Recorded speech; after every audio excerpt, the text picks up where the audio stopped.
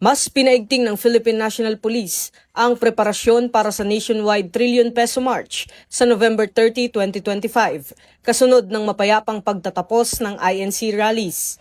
Ayon kay Acting Chief PNP Police Lieutenant General Jose Melencio Nartates Jr., gagamitin nilang basehan ang security plan ng INC protest para sa mas malaking kilos protesta. Tinitiyak naman niya na may sapat na tauhan at kagamitan upang mapanatili ang kaayusan at kaligtasan.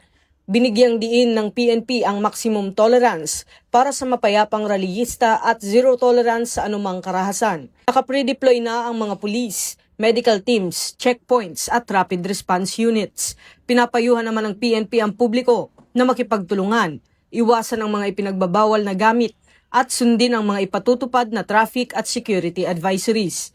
Ang PNP ay nananatiling nakatuon sa isang layunin, ang pagbibigay ng serbisyong maagap, tapat at tunay na nararamdaman ng bawat Pilipino dahil ito ang bagong PNP para sa bagong Pilipinas, serbisyong mabilis, tapat at nararamdaman.